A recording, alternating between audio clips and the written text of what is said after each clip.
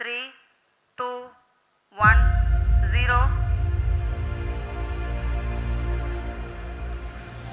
Liftoff normal. Here we have a majestic liftoff of LVM-3 M4 rocket carrying India's prestigious Chandrayaan-3 space. ಸ್ನೇಹಿತರೆ, ಬಾಹ್ಯಾಕಾಶ ಸಂಶೋಧನಾ ಸಂಸ್ಥೆ July 14ರಂದು ಉಡಾವಣೆ ಮಾಡಿದ್ದ ಚಂದ್ರಯಾನ-3 ನೌಕೆಯು ಯಶಸ್ವಿಯಾಗಿ ಇಡೀ ಜಗತ್ತೇ ಪ್ರಶಂಸೆ ಪಡುವಂತೆ ನಮ್ಮ ಇಸ್ರೋ ವಿಜ್ಞಾನಿಗಳು ಸಾಧಿಸಿದ್ದಾರೆ. ಭಾರತೀಯರು ಹೆಮ್ಮೆಯಿಂದ ಹೇಳಿಕೊಳ್ಳುವಂತಹ ಈ ಸಾಧನೆಯನ್ನು ನಮ್ಮ ಇಸ್ರೋ ವಿಜ್ಞಾನಿಗಳು ಮಾಡಿದ್ದಾರೆ. ಇವರಿಗೆ ಹೃತ್ಪೂರ್ವಕ ಅಭಿನಂದನೆಯನ್ನು ನಾನು ಈ ಅಶ್ವವೇಗ ವಾಹಿನಿಯ ಮೂಲಕ ತಿಳಿಸುತ್ತೇನೆ. ಆಫ್ರಿಕಾದ ಪ್ರವಾಸದಲ್ಲಿದ್ದ ಮೋದಿಯವರು ಅಲ್ಲಿಂದಲೇ ಇಸ್ರೋದ ಈ ಸಾಧನೆಗೆ ಪ್ರಶಂಸೆ ವ್ಯಕ್ತಪಡಿಸಿ ಎಲ್ಲರಿಗೂ ಶುಭ ಹಾರೈಸಿದರು. आपका तो नाम सोमनाथ और सोमनाथ नाम चंद्र से जुड़ा हुआ है और इसलिए आज आपके परिवारजन भी बहुत आनंदित होंगे. मेरी तरफ से आपको, आपकी पूरी टीम को बहुत बहुत बधाई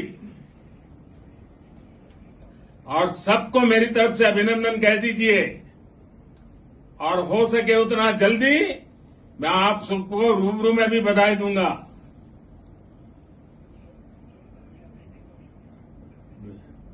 बहुत बहुत शुभकामनाएं और बहुत बहुत बधाई. ओके, नमस्कार. ವಿಕ್ರಮ್ ಲ್ಯಾಂಡರ್ ಚಂದ್ರನ ಮೇಲೆ ಕಾಲಿಡಲು ಕ್ಷಣಗಣನೆ ಮಾಡುತ್ತಿದ್ದ ವಿಜ್ಞಾನಿಗಳು ಅದರ ಯಶಸ್ವಿಯಾಗುತ್ತಿದ್ದಂತೆಯೇ ಸಂತೋಷದಿಂದ ಎಲ್ಲರಿಗೂ ಶುಭ ಕೋರಿದರು. ಚಂದ್ರನ ದಕ್ಷಿಣ ಧ್ರುವದ ಮೇಲೆ ವಿಕ್ರಮ್ ಲ್ಯಾಂಡರ್ ಇಳಿಸಲು ಇಸ್ರೋ ಯಶಸ್ವಿಯಾಗಿದ್ದಲ್ಲದೆ ಹೇಳಿದ ಸರಿಯಾದ ಸಮಯಕ್ಕೆ ಲ್ಯಾಂಡ್ ಮಾಡುವ ಮೂಲಕ ಇಡೀ ವಿಶ್ವವೇ ಬೆರಗಾಗುವಂತೆ ಮಾಡಿದ್ದಾರೆ.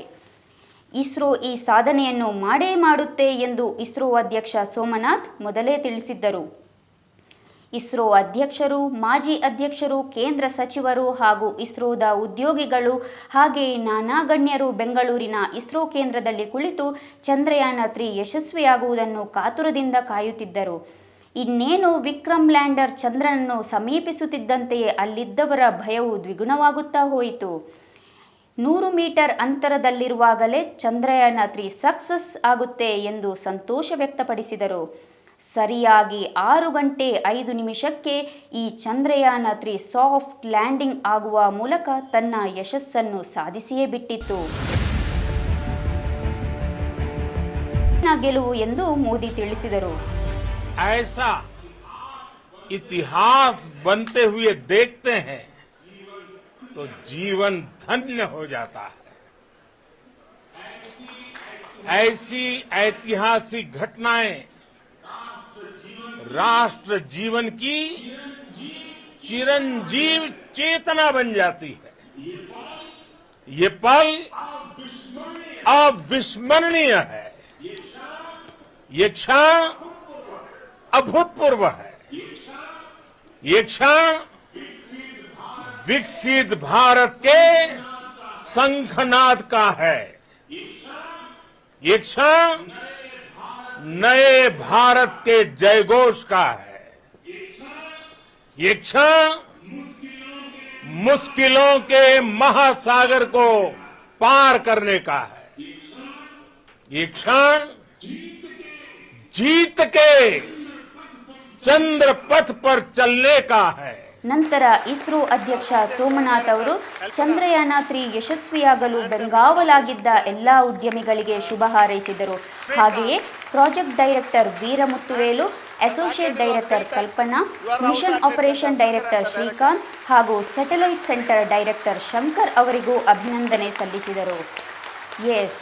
ವೀಕ್ಷಕರೇ, ಈ ವಿಕ್ರಮ್ ಲ್ಯಾಂಡರ್ ಚಂದ್ರನ ದಕ್ಷಿಣ ಧ್ರುವದಲ್ಲಿ 14 ದಿನಗಳ ಕಾಲ ಸಂಶೋಧನೆ ನಡೆಸಿ ಅಲ್ಲಿ ಏನೇನಿದೆ ಎಂಬುದನ್ನು ಅಧ್ಯಯನ ಮಾಡುತ್ತೆ.